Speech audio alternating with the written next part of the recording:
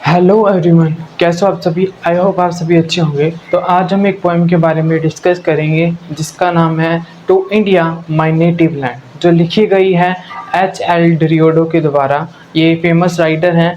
इन्होंने इस पोएम में देशभक्ति को दिखाया है।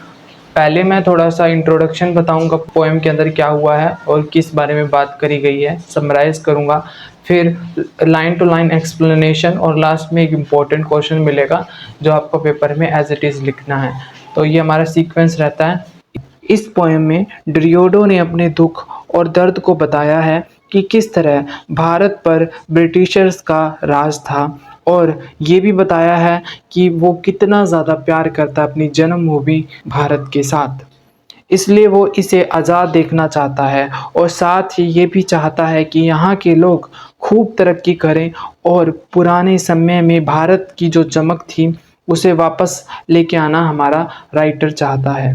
मगर ऐसा करने के लिए उसे ब्रिटिशर्स को यहाँ से जाने पर मजबूर करना होगा और भारत को स्वतंत्र करवाना होगा, और साथ ही उन्हें बहुत मेहनत करनी होगी ताकि देश आगे बढ़ सके और अपने पैरों पर खड़ा हो सकें। ये पोएम एक पैट्रियोटिक सोनेट है। सोनेट एक शॉर्ट पोएम होती है। इसके अंदर ऑक्टेव का यूज़ किया गया है। ऑक्टेव 1 लाइन स्टैंजा होता है। सिस्ट यानी कि 6 लाइन्स स्टैंजा में बांटी गई है ये poem. My country in the days of glory past, यानी मेरा देश तुम्हारे उन बीते हुए दिनों में जब तुम बहुत ज़्यादा प्रसिद्ध थे। A beauteous halo circle round the brow, यहाँ हेलो का मतलब होता है आभा, यानी एक तरह की गोल चमकती हुई रोशनी जो किसी अच्छे और धार्मिक व्यक्ति के माथे पर होती है। पोइट का कहना है कि जब भारत पूरी दुनिया में प्रसिद्ध था तो उसके माथे के चारों ओर यही आभा थी, यही चमक थी। यानी भारत एक फेमस देश माना जाता था उस समय। दोस्तों, यहाँ भारत को पर्सनलाइज किया गया है, उसका एक इंसान का रूप माना गया है, इसलिए उसके पास ब्रोस और फोरहेड है। And worship as a deity through wast, यानी एक देवी की तरह पूजा जाता था। किसे पूजा जाता था? भारत को। वेयर इज द ग्लोरी, अब वो चमक कहाँ गई? वेयर द रेवरेंस नाउ, यहाँ पर जो रेवरेंस है वो श्रद्धा है। उसका मतलब, इस लाइन का मतलब है वो श्रद्धा जो पूरी दुनिया के मन में थी तुम्हारे लिए, वो अब कहाँ गई? द ईगल पैनियन, पैनियन होता है पंख, is change down at last, तो तुम्हारे पंख किसी चील के पंखों की तरह फैले हुए थे, वो अब जंजीरों में बांध दिए गए हैं। अब तुम आज़ाद नहीं हो, तुम पर अंग्रेजों का शासन है। And grovelling in the lowly dust art throw, और अब तुम ज़मीन पर पड़े हुए हो क्योंकि तुम्हें लगता है कि अब तुम कुछ नहीं कर सकते हो। तुम्हारा पूरा जीवन इसी तरह गुलामी में बीत जाएगा, तुम कभी आज़ाद नहीं हो पाओगे। They miserly health no death to wave for thee, miserly का मतलब होता है गायक, जो ऐसे गायक होते हैं ये जो लोकगीत गाते हैं और अपने जन्मभूमि की उन लोकगीतों में तारीफ करते हैं, मगर इन गायकों के पास कोई फूलों की माला नहीं है जो वो तुम्हारे लिए बुन सके, यानी उनके पास ऐसा कुछ नहीं है जो इस भारत देश की गौरव के बारे में वो गा सके, क्योंकि जो भारत का जो गौरव था वो उससे छीन लिया गया है।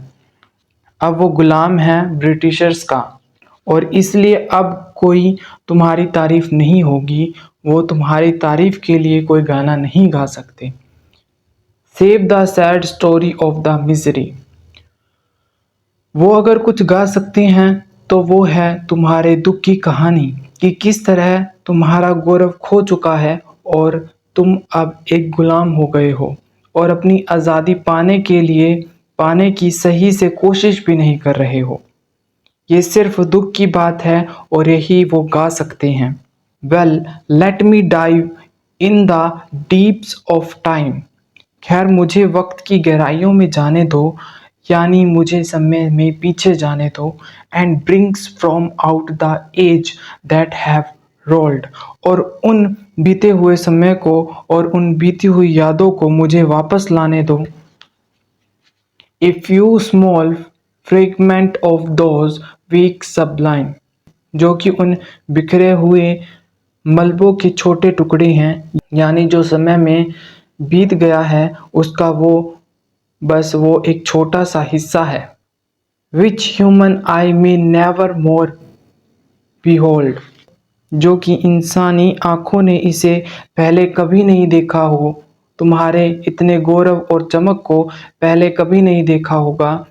मुझे बीते कल में जाने दो और मुझे उस चमक को वापस लाने दो, ताकि आज की जो जनता है, जो भारत में रह रहे हैं, वो जान सके कि भारत कितना गौरवशील प्रकाशशील देश था। And let the guardian of my labour, और मेरे इस मेहनत का इनाम मुझे मिलने दो जो मैंने मेहनत की है। इसका इनाम यही होगा कि लोग फिर से तुम्हारे गौरव को जानेंगे। इसलिए मुझे बीते समय में जाने दो और वहाँ से भारत के गौरव को दुनिया के सामने लाने दो। My fallen country one kind wish for this, मेरे पराजित देश, तुम हार चुके हो, गुलाम बन चुके हो। तुम्हें मेरी तरफ से एक शुभकामना है जो बहुत अच्छी है कि मैं तुम्हारी तरक्की देखना चाहता हूँ, मैं तुम्हारी वापस से वो चमक देखना चाहता हूँ। तुम अपनी गुलामी की जंजीरों को तोड़ दो और फिर से स्वतंत्र हो जाओ और ब्रिटिशर्स के राज को यहाँ से ख़त्म कर दो। मैं बस यही चाहता हूँ, यही मेरी शुभकामना है तुम्हारे लिए, क्योंकि ये मेरी जन्मभूमि है और मैं इससे बहुत ज़्यादा प्यार करता हूँ। अगर आपको ये वीडियो अच्छी लगती है तो लाइक करें, सब्सक्राइब करें। जैसा कि मैंने कहा था, लास्ट में इंपॉर्टेंट क्वेश्चन मिलेगा, तो यहाँ पर आपको स्क्रीन पर दिख रहा होगा, इसे आपने याद करना है और अच्छे से याद करना और समझना चीज़ों को। अगर कोई दिक्कत आती है तो कमेंट करना। Thank you for watching. और जैसे अलग अलग सब्जेक्ट हैं उनकी भी क्लासेस लगेगी जल्द, और चैनल पर बस बने रहें, आपको सपोर्ट चाहिए।